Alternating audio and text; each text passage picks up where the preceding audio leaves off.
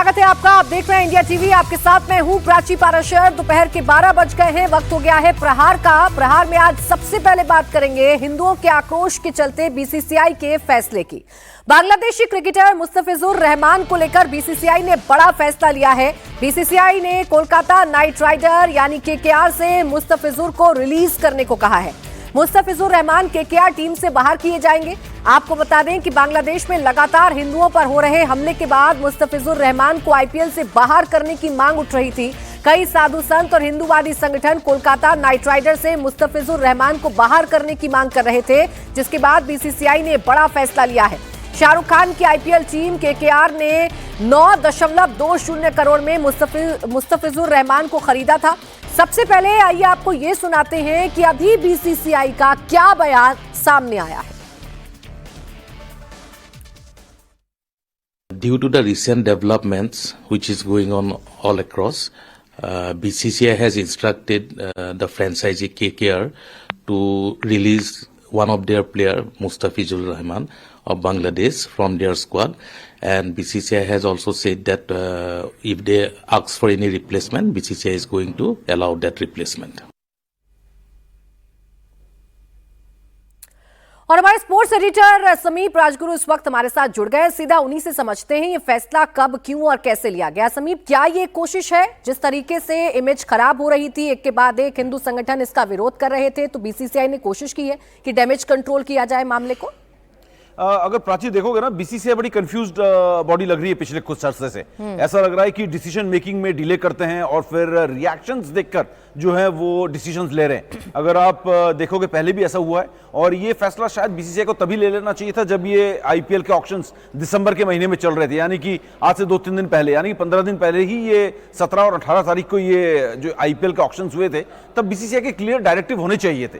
और अब जब फैंस का इन्होंने यहाँ पर रिएक्शन देखा, जिस तरीके से फैंस सारे जो थे, एक तरह से पूरा का पूरा हिंदुस्तान इसके खिलाफ बोल रहा है, सड़कों पर उतर गया है, बांग्लादेश में जो हरकतें हो रही हैं, जिस तरीके से राइट्स हो रहे हैं, हिंदुओं को मारा जा रहा है, तो अब जाके बीसीसीआई जागा है। लेकिन बीसीसीआई का कल ही ये बयान था कि हमको सरकार की तरफ से कोई क्लियर डायरेक्टिव नहीं है कि हमें कोई बांग्लादेशी खिलाड़ी लेना नहीं है, हमें बैन कर रहा है। एक और दिलचस्प बात यह है कि कल ही शाम को बांग्लादेश ने भारत का बायलैटरल जो टूर है बांग्लादेश का, उसकी घोषणा की है कि सितंबर के महीने में भारत जो है वहां 3 ओडीआई और 5 टी20 मैचेस खेलेगा। तो यह भी कल ही अनाउंस किया गया है, जबकि बांग्लादेश के साथ ऐसे रिलेशंस है। तो मैं शॉक था कि ये कैसे इन्होंने यहाँ पर ये जो है पूरी आइटनरी यहाँ पर जो है घोषणा कर दी है। मुस्तफिजुर रहमान का लेना पहली चीज बनता ही नहीं था। अब बीसीसीआई ने अंडर प्रेशर आके, मुझे लगता है कि वो वेट करते हैं, सरकार से बात करते हैं और उसके बाद ये फैसला जब वो देखते हैं किस तरीके का रिएक्शन है, तब बीसीसीआई ये फैसला लेती है। हालांकि एशिया कप में उन्होंने अपने आप हाथ नहीं मिलाया, उन्होंने कप नहीं लिया पाकिस्तानी से, तो ये सारी चीजें थी। लेकिन बीसीसीआई को फैसला आईपीएल के ऑक्शन से पहले ही ले लेना चाहिए था कि आप मुस्तफिजुर रहमान या किसी भी बांग्लादेशी खिलाड़ी जिस तरीके से पाकिस्तान के खिलाड़ी को नहीं लेते, नहीं लेना चाहिए। जब विवाद बढ़ा, जब सवाल खड़े होने लगे, शाहरुख खान पर सवाल खड़े होने लगे, तब जाकर बीसीसीआई को समझ में आया और फिर जाकर यह फैसला लिया गया है कि मुस्तफिजुर रहमान को अब वापस भेजा जाएगा, यानी उनको रिलीज किया जाएगा। इस पर लगातार सवाल उठ रहे थे, लगातार हिंदू संगठन से जुड़े हुए लोग इस पर सवाल खड़े कर रहे थे। देवकीनंदन ठाकुर कथावाचक, उन्होंने क्या कहा इस फैसले के बाद, वो भी आपको सुनवाते हैं। कुछ दिन पहले आईपीएल में एक बांग्लादेशी क्रिकेटर के ऊपर मैंने कुछ कहा था। कहा इसलिए था कि बांग्लादेश में मंदिर जलाए जा रहे हैं, महिलाएं जलाई जा रही हैं, छोटी बच्ची जलाई जा रही हैं, जवान बच्चे जलाए जा रहे हैं और वो सब हिंदू हैं। इतना सब होने के बाद कोई सच्चा सनातनी ये सब बर्दाश्त नहीं कर सकता। जहां 50,000 के लगभग लोग बैठे हुए थे मुंबई में, तो मैंने ये बात रखी कि बांग्लादेशी क्रिकेटर बाहर जाना चाहिए और मैंने इंक्लूड नाम लिया था मिस्टर केकेआर। बीसीसीआई को भी मैंने कहा था। तो आज मुझे सुबह सुबह एक शुभ संदेश मिला है कि बीसीसीआई ने कहा है कि कोई भी बांग्लादेशी क्रिकेटर आईपीएल में नहीं खेलेगा। बहुत बहुत साधुवाद, धन्यवाद। बीसीसीआई को मैं धन्यवाद देता हूं। जिस बांग्लादेश में हिंदू मारे जा रहे हो, बहन बेटियों के साथ उनके साथ दुष्कर्म किए जा रहे हो, मंदिर जलाए जा रहे हो, उसको चवन्नी भी मेरे कम से कम जहां से मैं बचा सकता हूं बचाना चाहिए, मैसेज देना चाहिए। हम सब हिंदू एक साथ हैं, तो आपने वो दिया, उसके लिए आपका बहुत बहुत धन्यवाद। एक और बात, मिस्टर केकेआर का कोई रिस्पॉन्स नहीं है। तब से लेके पूरे टीवी चैनलों पर डिबेट हुआ, लेकिन मिस्टर केकेआर क्योंकि अपने आप को कभी भी बड़ा, मतलब बड़ा तो मानते ही हैं, तो वो तो कुछ कहेंगे नहीं, तो उन्होंने एक शब्द भी नहीं बोला इस विषय पे टिल नाउ, अभी तक। एक बात, आप देश से ऊपर नहीं, आप बहुसंख्यक सनातनियों से ऊपर नहीं। बस आपको इतना ही कहूंगा कि आप अभी भी अगर आके बोले कि हाँ सॉरी, मैं हिंदुओं के साथ खड़ा नहीं हुआ था, आगे से होऊंगा, और बांग्लादेश में जो लोग मारे जा रहे हैं हिंदू, मैं उसके अगेंस्ट हूं, मैं अपने हिंदू भाइयों के साथ खड़ा हूं, आप आके बोलिए, हमें आपसे कोई प्रॉब्लम नहीं। एक और बात, इस मुहिम में सब लोगों ने, पूरा हिंदू सनातनी एकजुट हुआ और उन्होंने विद इन 2 days 3 days में ही अपनी मंजिल प्राप्त कर ली। तो जितने भी इसमें सपोर्ट किया है, मीडिया, सोशल मीडिया का एक बहुत बड़ा बल है, तो आप सबको बहुत बहुत साधुवाद, धन्यवाद, और ऐसे ही देश, धर्म और अपनी नेक्स्ट जनरेशन के लिए खड़े रहिए। जय हिंद। बीसीसीआई का धन्यवाद किया जा रहा है, लेकिन अभी केकेआर को लेकर कई सवाल हैं जो देवकीनंदन ठाकुर उठा रहे हैं। ऐसे ही सवाल बीजेपी नेता संगीत सोम ने उठाए थे। वो लगातार मुस्तफिजुर रहमान को केकेआर में शामिल किए जाने का विरोध कर रहे थे। आज बीसीसीआई के फैसले के बाद संगीत सोम ने कहा कि 100 करोड़ हिंदुओं की भावना से खिलवाड़ नहीं किया जा सकता। ये देखिए, भारत देश के 100 करोड़ सनातनियों की भावनाओं को समझते हुए जो बीसीसीआई ने निर्णय लिया है, उसके लिए बीसीसीआई का बहुत बहुत धन्यवाद। और हमने कल ही आप लोगों से कहा था कि आप निश्चित रहिए, भारत सरकार और बीसीसीआई इस पर को संज्ञान लेगी, चूंकि 100 करोड़ हिंदुओं की भावनाओं से खिलवाड़ नहीं किया जा सकता। और धन्यवाद बहुत बहुत बीसीसीआई का कि उन्होंने इस तरीके का निर्णय लिया। और मैं फिर एक बार कहूँगा, ये पूरे भारत के हिंदुओं की जीत है, सनातनियों की जीत है। अब बीसीसीआई के इस फैसले के बाद लगातार रिएक्शन सामने आ रहे हैं। इसी को लेकर महंत राजू दास का भी बयान सामने आया है। उन्होंने भी बीसीसीआई के इस फैसले का स्वागत किया है। महंत राजू दास ने, उन्होंने कहा कि हमने बांग्लादेशी प्लेयर का विरोध किया था, जिसके बाद बीसीसीआई को यह फैसला लेना पड़ा। आईपीएल मैच में जिस प्रकार से शाहरुख खान ने बांग्लादेशी खिलाड़ी को लिया था, जिसको लेकर हम लोगों ने कड़ा इतराज जताया था, विरोध जताया था, उसका सिर्फ एक ही कारण है, एक ही रीजन है। खेल में इस प्रकार से भाव और भावना नहीं होना चाहिए। लेकिन दुखद है कि बांग्लादेश में जिस प्रकार से हिंदुओं को मारा जा रहा है, प्रताड़ित किया जा रहा है, ईसाइयों को मारा जा रहा है, अल्पसंख्यकों के साथ दुर्व्यवहार की जा रही है, इसके नाते हम लोगों ने विरोध किया था। मैं आभार व्यक्त करता हूँ बीसीसीआई का, जिन्होंने सख्त निर्देश दिया है कि उसको बाहर किया जाए। हम लोगों ने पहले ही कहा था कि उस मैच में उसको खेलने नहीं देंगे, उसके लिए चाहे जो भी करना पड़े। आभार व्यक्त करता हूं बीसीसीआई का, जो हमारी भाव और भावना को समझकर निर्देश दिया कि उसको बाहर किया जाए। अब बीसीसीआई का शुक्रिया अदा किया जा रहा है, लेकिन केकेआर पर, शाहरुख खान पर हिंदू संगठनों का, कथावाचकों का गुस्सा अभी भी बरकरार है। ऐसे में समीप, आप जरा दर्शकों को यह समझाइए कि जब ऑक्शन होता है, खिलाड़ियों को लेना होता है, तो क्या कोई दिशा निर्देश बीसीसीआई की तरफ से जारी किए जाते हैं, या इस पूरे मामले में मैं कहूं तो गलती किसकी मानी जाए, बीसीसीआई की मानी जाए या सीधे तौर पर केकेआर और शाहरुख खान को दोषी माना जाए? देखिए, दोनों की गलती है यहां पर। अगर आप बीसीसीआई की बात करेंगे तो बीसीसीआई ने क्लियर डायरेक्टिव्स क्यों नहीं दिए? बीसीसीआई को डायरेक्टिव्स देने चाहिए थे जब आपको पता है कि इस देश के साथ हमारे रिलेशंस अच्छे नहीं है, इस देश के साथ आप बायलैटरल सीरीज नहीं खेलने की कगार पर खड़े हुए हैं। तो इस समय बीसीसीआई को यहां पर डायरेक्टिव्स देने चाहिए थे, डायरेक्ट क्लियर इंस्ट्रक्शंस देने चाहिए थे कि आप बांग्लादेशी और पाकिस्तानी प्लेयर्स को आईपीएल में नहीं शामिल करने देंगे। लेकिन चलिए, बांग्लादेश यहां पर बीसीसीआई से एक चूक हो गई, लेकिन फ्रेंचाइज क्या सो रहा है? फ्रेंचाइज क्या, वो पाकिस्तान के, बांग्लादेश का फ्रेंचाइज है। शाहरुख खान क्या बांग्लादेश के हैं? सीएसके क्या बांग्लादेश के हैं? ये फ्रेंचाइज ओनर्स को अपना क्या मॉरल वो समझ में नहीं आती रिस्पॉन्सिबिलिटी की, हिंदुस्तान के लिए उनकी क्या रिस्पॉन्सिबिलिटी बनती है? सवाल ये उठता है प्राची, क्योंकि अगर आप देखो मुस्तफिजुर रहमान का जो बेस प्राइस था वो 1 करोड़ का था, वो 9 करोड़ 20 लाख में बिका है जी। 9 करोड़ 20 लाख, इसका मतलब अकेले तो प्राइस ऊपर जा नहीं सकती, और भी फ्रेंचाइज इसके पीछे दौड़ी है। दिल्ली कैपिटल्स दौड़ी, सीएसके और केकेआर के बीच में घमासान मचा है कि हमें चाहिए ये खिलाड़ी, हमें चाहिए ये खिलाड़ी। और ये सवाल बड़ा वाजिब था कि गलती हुई तो हुई, कैसे हुई? बांग्लादेश से आ रही तस्वीरों को क्या नहीं देखा केकेआर ने, क्या नहीं देखा बीसीसीआई ने? और जब गलती हो गई तो इसे डैमेज कंट्रोल करने की भी कोशिश बड़ी की जा रही है। बहुत शुक्रिया आपका समीप, तमाम जानकारी के लिए। और अब बात करेंगे बुलडोजर एक्शन की। नए साल पर एक बार फिर अतिक्रमण के खिलाफ युद्ध स्तर पर अभियान छेड़ दिया गया है। यूपी से बिहार तक सरकार का पीला पंजा तैयार है। एक्शन लगातार जारी है। लखनऊ में रेलवे की जमीन पर अतिक्रमण को लेकर सबसे बड़ा एक्शन हुआ है। 440 से ज्यादा झुग्गियों को तहस नहस कर दिया गया है। अवैध घुसपैठियों को लेकर लखनऊ में ये ड्राइव चलाई जा रही है। बांग्लादेशी रोहिंग्याओं की मौजूदगी की इनपुट पर प्रशासन सख्त है और निराला नगर और डालीगंज इलाके में बड़े पैमाने पर अभियान चलाया गया। बिहार में भी बुलडोजर एक्शन फिर शुरू हो गया है। 31 जनवरी तक डेडलाइन सेट कर स्पेशल ड्राइव शुरू कर दी गई है। पटना से अभियान की शुरुआत की गई। अतिक्रमण को हटाने के लिए टीम ग्राउंड पर उतर गई। लखनऊ, पटना के अलावा सीतापुर में भी बुलडोजर एक्शन हुआ है। सड़क चौड़ीकरण में बाधा बने मकान दुकान हटाए गए हैं। अतिक्रमण से जाम की समस्या गंभीर हो गई थी, जिसके बाद बुलडोजर चलाकर सड़क किनारे बने कई मकान और दर्जनों दुकानों को तोड़ा गया। इस कार्रवाई से पूरे इलाके में हड़कंप मच गया। मौके पर भारी पुलिस बल को तैनात करना पड़ा। तो यूपी से लेकर बिहार तक इस वक्त प्रशासन का पीला पंजा गरज रहा है और अवैध कंस्ट्रक्शन को तोड़ा जा रहा है।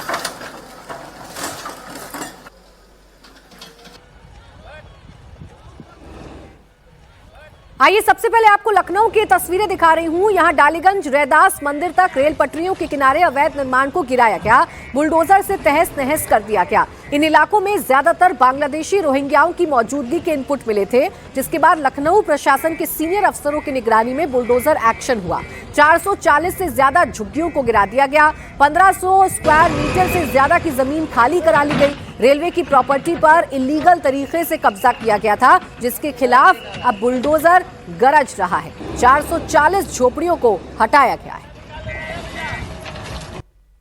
डालीगंज से ये पूरा जो रास्ता है ये रैदास मंदिर तक जाता है और रेलवे का कहना है कि ये रेलवे की जमीन है और यहाँ करीब 400 झुग्गी झोपड़ियाँ, पक्के मकान इलीगल तरीके से बना दिए गए हैं। उनको खाली कराया जा रहा है। ये सब घर यहाँ गिराए गए हैं।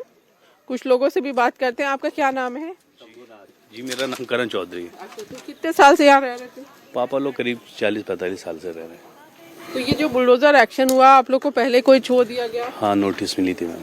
अच्छा, तब भी खाली नहीं किया? नहीं किया गया था मैम, कोई रहने की जगह नहीं तो कहाँ चले जाए। ये रेलवे वाले कह रहे हैं उनकी जमीन है? जी। क्या नाम है आपका? सुनीता। अच्छा, तो ये आपके घर पे बुलडोजर चला, ये रेलवे की जमीन थी? जी। तो कितने साल से रह रहे थे? हाँ। 2-3 साल हो गए। नहीं, ज्यादा रह गए, 5-6 साल हो गए। लोगों को पता है लीगल कंस्ट्रक्शन है, लोगों को पता है रेलवे की जमीन है, इसलिए नोटिस के बाद इस कार्रवाई में सहयोग भी लोगों की तरफ से किया गया। लखनऊ के कनौसी इलाके में भी बुलडोजर एक्शन हुआ। यहां 47 करोड़ की 7 बीघा सरकारी जमीन कब्जा मुक्त कराई गई। नगर निगम का बुलडोजर यहां पर चला। सरकारी जमीन को अतिक्रमण मुक्त कराया गया। नगर निगम और तहसील सदर प्रशासन की संयुक्त टीम ने मौके पर पहुंचकर एक्शन लिया। बुलडोजर की मदद से अवैध कब्जे को हटाया गया। लखनऊ के बाद सीतापुर की तस्वीर भी आपके सामने है। सीतापुर के रामकोट कस्बा चौराहे पर सड़क चौड़ीकरण और नाला निर्माण को लेकर बुलडोजर चला।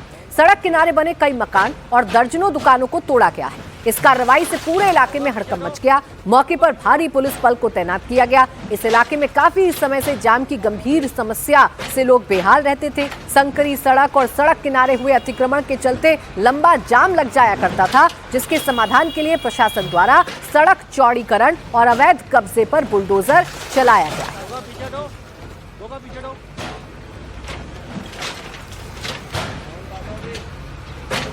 यूपी के साथ साथ बिहार से भी ऐसी ही तस्वीरें देखने को मिल रही हैं। साल 2025 का आखिरी महीना बिहार में बुलडोजर एक्शन वाला रहा था। पूरे दिसंबर में अतिक्रमण के खिलाफ जबरदस्त एक्शन किया गया और अब उसी को कंटिन्यू करते हुए नए साल पर भी पीला पंजा एक्टिव हो गया है। अवैध कब्जे को लेकर प्रशासन ने 31 जनवरी तक स्पेशल ड्राइव का टारगेट सेट किया है। पटना समेत बिहार के सभी जिलों में अतिक्रमण को लेकर बड़े पैमाने पर अभियान चलाने का निर्देश है। पटना में जैसे ही बुलडोजर पहुंचा, अवैध कब्जे को लेकर हड़कंप मच गया। गांधी मैदान और आसपास के इलाके में लोग भागने चिल्लाने लगे। अपने सामान को समेटकर भागने की कोशिश लोग करने लगे। यहाँ पर देखिए, पटना का ये गांधी मैदान का इलाका है और यहाँ जो सड़क किनारे लोग हैं, जैसे ही बुलडोजर पहुंचा लोग अपने सामान को यहाँ हटाने के लिए आ गए। दरअसल पिछले 1 महीने ये ड्राइव चला, उस दौरान देखा ये गया कि जहाँ लोगों को हटाया जा रहा था वहाँ फिर से लोग काबिज हो गए हैं। तो ऐसी स्थिति में ये तय किया गया कि एक विशेष टीम बनाई जाएगी, 9 मेंबर की एक विशेष टीम बनाई जाएगी और इनको ये जिम्मेदारी दी गई है कि पटना नगर निगम के अंतर्गत जो 6 अंचल हैं, उन सभी 6 अंचलों में एक विशेष अभियान 31 जनवरी तक ये अभियान चलेगा। पटना नगर निगम की टीम, अधिकारियों की, ट्रैफिक की टीम है इसमें। और आज से ये भी प्रावधान किया गया है कि यदि अस्थायी अतिक्रमण दिखता है तो वैसी स्थिति में 5,000 रुपये और अस्थायी अतिक्रमण पर 20,000 रुपये का जो फाइन किया जाएगा। इसके अलावा लोगों के सामान भी जब्त किए जा रहे हैं। अब देखिए, जैसे ही बुलडोजर पर नज़र पड़ी है, जो यहाँ पर लोग थे उनके बीच अफरा तफरी मच गई है और लोग अपने अपने सामान को लेकर जा रहे हैं। फिर से इंक्रोचमेंट हो जाता है और यही कारण है कि इस बार एक्शन की बात कही गई है। देखिए, लोग अपने अपने सामान को लेकर सड़क के दूसरी तरफ चले जाएंगे। बुलडोजर पर जैसे ही लोगों की नज़र पड़ती है, लोग टीम को देखते ही यहाँ से हट जाते हैं और उसके बाद फिर से वही तस्वीर सामने आ जाती है। ये जो ड्राइव है 31 जनवरी तक चलेगा और इस दौरान एफआईआर करने की भी जो है वो व्यवस्था बनाई गई है कि जो लोग भी पकड़े जाएंगे उनके खिलाफ एफआईआर किया जाएगा। यहाँ भी देखिए, जबकि ये जिला परिषद कार्यालय है यहाँ पर, और ठीक उसके सामने यहाँ पर सड़क पर किस तरह से सड़क किनारे लोग जो है घर बनाकर रह रहे थे। और यहाँ देखिए, अब लोग खुद अपने सामान को यहाँ से हटा रहे हैं। तो बिहार में बुलडोजर चल रहा है, यूपी में बुलडोजर चल रहा है, और यूपी में सिर्फ अवैध अतिक्रमण पर बुलडोजर नहीं चल रहा बल्कि यहां अपराधियों पर भी नकेल कसने की तैयारी है। नए साल पर योगी की पुलिस लगातार अपराधियों पर नकेल कसने की कोशिश कर रही है, जबरदस्त एक्शन अपराधियों के खिलाफ ले रही है। पुलिस ने 4 साल की मासूम की दुष्कर्म के बाद हत्या के 2 आरोपियों को एनकाउंटर के बाद गिरफ्तार किया। ललितपुर में भी नाबालिग से रेप का आरोपी पुलिस की जवाबी फायरिंग में घायल हो गया। संभल में भी पुलिस और चोरों के बीच में मुठभेड़ हुई, जिसमें पुलिस को बड़ी कामयाबी मिली। ग्रेटर नोएडा में भी पुलिस और लूट करने वाले बदमाश के बीच में आमना सामना हो गया। बरेली में भी पुलिस ने हत्या के आरोपी को एनकाउंटर के बाद अरेस्ट कर लिया है। तो ये 5 तस्वीरें हैं और 5 तस्वीरें यूपी के अलग अलग जिलों से हैं। अपराधियों का जब सामना यूपी की पुलिस से होता है तो फिर गोलियां भी चलती हैं, एनकाउंटर होता है और अपराधियों को पकड़ा जाता है।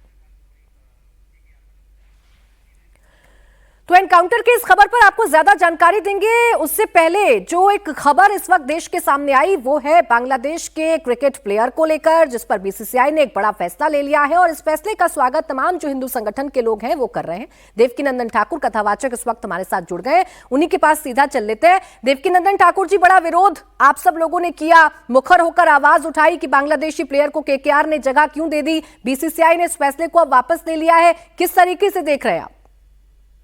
देखिए, बहुत बहुत साधुवाद उस पूरे मीडिया जगत का जिन्होंने हिंदू सनातनियों का दर्द समझा।